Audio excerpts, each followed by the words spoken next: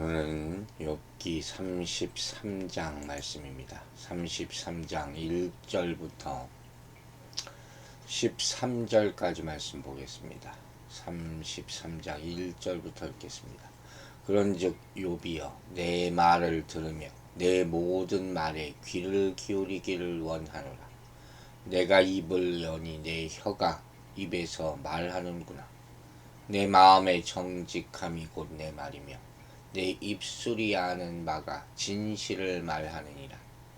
하나님의 영이 나를 지으셨고 전능자의 기운이 나를 살리시느니라. 그대가 할 수 있거든 일어서서 내게 대답하고 내 앞에서 진술하라.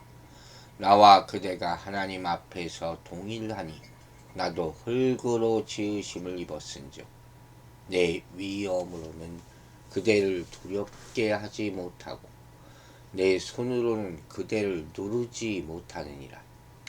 그대는 실로 내가 듣는 데서 말하였고 나는 그대의 말소리를 들었느니라.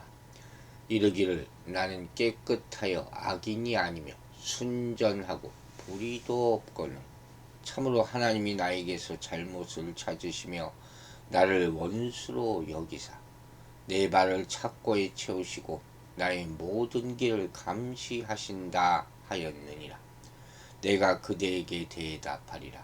이 말에 그대가 의롭지 못하니 하나님은 사람보다 크심이니라.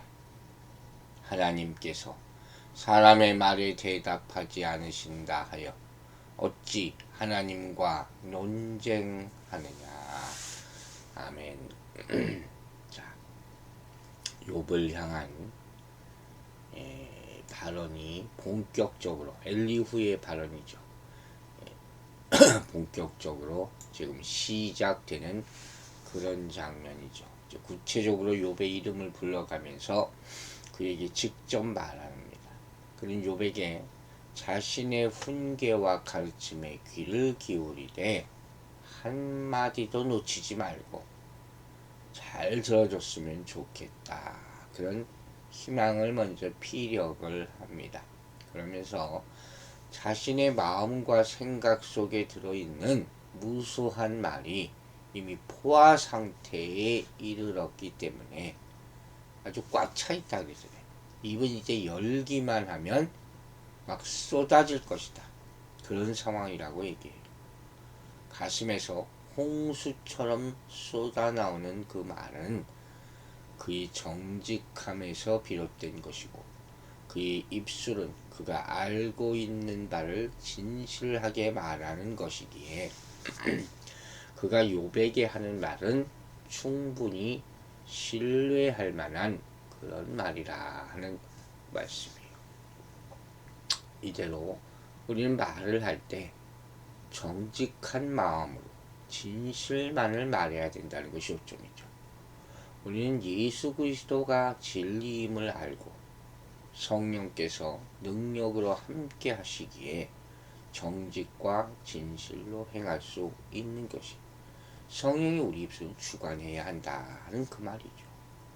사람과의 일상적인 관계에서 뿐만 아니라 이 세상에 대해서 그리고 죄와 심판과 구원에 대해서 진실하게 말해야 한다는 것이.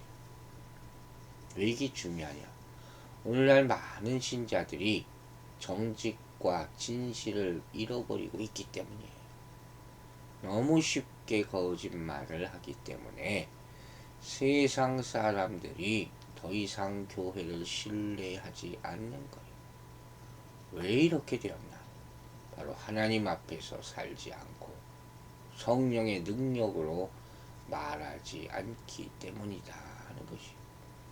그러므로 우리는 다시 한번 우리 자신을 점검하고 하나님 앞에 서서 그분의 뜻을 생각하고 거짓 신자가 되지 않기 위해서 노력해야 할 것입니다. 더 나아가서 하나님의 영, 성령이 우리를 만드시고 전능자의 기운이 자기를 살리신다는 말을 하잖아요. 지금 욥이 이 자기 말에 권위를 부여한다는 그 얘기예요.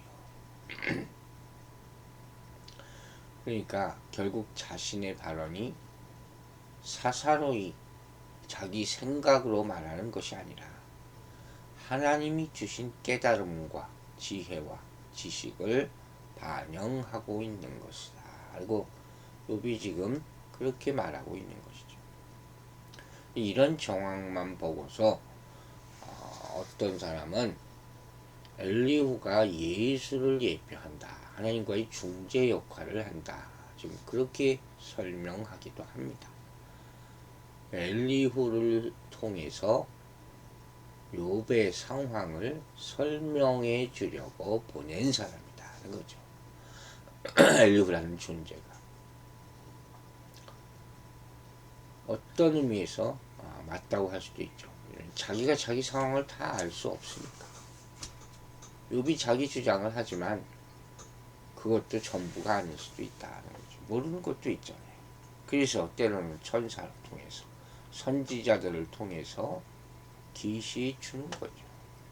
마리아의 잉태 때도 본인도 모르고 남편 요셉도 그 정황을 몰라요. 천사가 그 상황을 설명해 주지 않습니까? 이렇게 하나님의 손길과 역사하심이 있을 수 있다는 것을 우리는 알아야 돼요. 그래서 기도와 말씀을 통해서 응답받는 것이 가장 필요하다는 겁니다. 다른 어떤 것보다도 내 생각이나 사람들의 말보다도 중요한 것이 하나님의 계시다 하는 사실을 꼭 명심해야 될 것입니다. 이제 5절부터 엘리후는 욥에게 할 수 있다면 떳떳하게 일어나서 자신의 말에 대한 답변과 논박을 해보라 이렇게 말합니다. 그러면서 욥이나 자신이나 모두 똑같이 흙으로 창조된 존재다는 점에서 하나님 앞에서 대등한 피조물이다. 이렇게 얘기해요. 6절. 굉장히 중요한 얘기를 지금 하고 있는 거예요. 즉 근본적으로 세상을 살아가는 지혜나 지식에 있어서 욥과 자신 사이에 아무런 차이가 없다는 그런 의미죠. 은근히 자기의 연소함이 무시당하지 않을까 걱정하는 수도 있지만 그 근본 의미를 생각해 봐야 돼요. 실제 상황에서는 욥이 엘리후보다도 나이도 훨씬 많죠. 그리고 사회적 경험도 풍부한 사람이기 때문에 엘리후가 생각하는 거예요. 자신이 부족한 위험으로는 욥을 두렵게 할 수 없을 뿐만 아니라 자신의 일천한 권세로 그를 억누를 수 없다는 점을 인정을 합니다. 누구나 그럴 수 있겠죠. 즉 엘리후의 말은 하나님의 위엄과 권세가 자신을 두렵게 하지 않기를 간절히 바라는 욥의 모습과는 다른 거예요. 동등하다. 저도 이번에 이 의미에 대해서 다시 생각해 보게 됐어요. 동등해야지 진실한 대화가 되거든요. 한쪽이 높고 한쪽이 낮아버리면 이게 불가능하지 않습니까? 이 말은 정신적으로 하나가 돼야지 쌍방 간의 커뮤니케이션이 이루어질 수 있다. 이게 성령이 만들어 주시는 거예요. 그렇게 하기 위해서 하나님의 인간의 모습으로 이 땅에 오셨다. 그것도 참 우리가 중요한 거죠. 신학적으로 굉장히 중요한 의미를 가지고 있는 것이죠. 특별히 하나님 앞에서 우리 인간들은 다 동등하다는 것이죠. 그래서 우리가 하나님의 창조의 의미를 바로 안다면 결코 다른 사람들을 누군가를 낮게 보거나 무시하거나 억압하거나 위협할 수 없다는 거예요. 모든 사람이 하나님의 형상대로 창조되었다 하잖아요. 그러므로 모든 사람은 하나님 앞에서 귀한 존재라는 겁니다. 그러므로 우리는 모든 사람을 소중히 여기고 함부로 대해서는 안 되고 그들이 구원을 얻도록 모두에게 복음을 전해야 할 줄로 믿습니다. 그런데 안타깝게도 교회 안에서조차도 힘 좀 있다, 돈 좀 있다고 세상적인 기준으로 어떤 지체를 함부로 대하고 무시하는 경우가 너무 많아요. 자기 말 듣지 않는다, 편 가르고. 우리는 하나님의 형상대로 창조되었을 뿐만 아니라 예수 그리스도의 보혈로 구속받은 한 지체임을 항상 명심해야 합니다. 우리는 하나님 앞에서 동등한 존재이고 모두가 죄인이며 모두가 주님의 은혜가 필요한 존재입니다. 그러므로 항상 겸손하게 행해야 할 줄로 믿으시기 바랍니다. 이제 8절부터 엘리후는 세 차례에 걸쳐서 욥과 친구들 사이 진행된 대화가 논쟁과 이걸 다 들었잖아요. 잘 알고 있다고 말하는 거예요. 그 내용이 나오죠. 그리고 이 말은 욥과 친구들 사이에 있었던 논쟁과 대화가 욥과 자기 사이에는 필요하지 않다. 그걸 의미하는 거예요. 그래서 이제껏 욥이 했던 말, 곧 그의 무죄 주장을 네 가지로 요약해서 이야기하는 장면이 이제 나옵니다. 뭐라고 했습니까? 9절에서 깨끗하고 악인이 아니고 순전하고 불의가 없다. 엘리후가 여기서 지금 굳이 욥이 말한 이 네 가지 무죄 주장을 인용한 것은 바로 욥처럼 깨끗하고 의로운 사람에게 왜 극심한 재앙과 불안 그리고 고통이 임했는지 나름대로 설명하기 위해서라 하는 것을 알 수가 있어요. 욥의 친구들은 엄격한 보상교리로 모든 것을 설명하려고 했죠. 그래서 뭐라고 합니까? 욥이 남몰래 저지른 죄로 인해서 하나님의 심판과 저주를 받아서 이러한 재앙과 불행이 임한 것이다. 결론, 여기 이렇게 결론 내릴 수밖에 없죠. 하지만 엘리후는 좀 다른 접근을 시도해 본다 하는 거예요. 그 다음에 이제 엘리후는 욥이 죄 없는 자신을 괴롭히는 하나님의 횡포를 견딜 수 없다 이렇게 불평했었잖아요. 그 말들을 그의 무죄 주장과 같이 네 가지로 요약해서 소개를 합니다. 첫째는 하나님은 옹졸하게 어떻게든 그에게 흠이 될 만한 것을 찾으려고 하셨다. 둘째, 하나님은 아무 잘못도 없는 욥을 원수로 여기기까지 하셨고, 세 번째로 하나님은 욥의 발을 착고에 채우셨고, 넷째, 하나님은 욥의 일거수일투족을 낱낱이 감시하셨다 하는 말씀이 나와요. 이렇게 하나님을 향한 욥의 네 가지 불평은 결국 그의 무죄 주장에 상응하는 그런 내용이죠. 그의 경건하고 의로운 삶에 전혀 합당하지 않게 하나님이 그를 향하여 공격하는 모습을 보여주셨다는 그런 말이에요. 이는 친구들과 마찬가지로 보상교리를 인정하는 욥의 모습을 보여주는 것이죠. 욥도 이것 받아들일 수 없다는 거예요. 그래서 욥의 친구들의 훈계와 가르침을 무시한 채 하나님이 직접 답변해 주시지 않으면 안 된다. 이렇게 마지막으로 얘기할 수밖에 없는 겁니다. 근데 엘리후는 여기에다 뭐라고 얘기하느냐?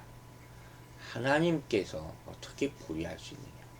하나님이 잘못하는 것이 있을 수가 있겠느냐? 결국 욥이 잘못한 것이다. 이렇게 얘기하는 거죠. 우주 만물의 창조 주신 하나님은 어떤 인간보다도 크고 의로운 분이시기 때문이다 하는 하나님은 크신 분이다. 이거 우리가 잊지 말아야 돼. 이걸 항상 기억해야 돼. 그분 앞에서 자기의 생각을 내세우며 주장해서는 안 된다는 거. 제가 오래전에 그런 예화를 몇 번 든 적이 있어요. 제가 아동부 전도사 할 때 예수님은 모습을 그려보라 그러면 애들은 예수님 아이들은요 예수님을 크게 그려요. 뭐 자기는 요만하게 그려요. 어른들한테 그려볼 그렇게 그리려고 하면 자기 모습을 예수님보다 더 크게 그려요. 위의미심장 하나님이 크심 난 작다는 의미거든요.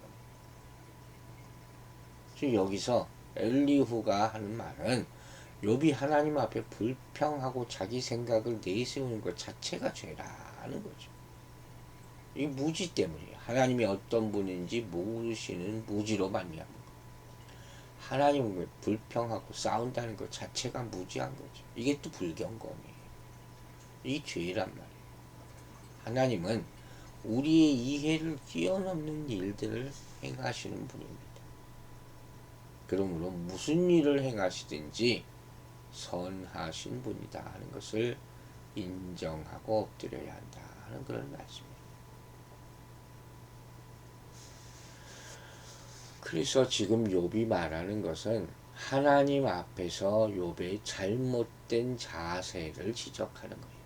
사람이 아무리 스스로 의롭고 옳다고 생각해도 지으심을 받은 지음받은 질그릇이 자기를 만든 도공에게 나를 왜 이렇게 만들었습니까?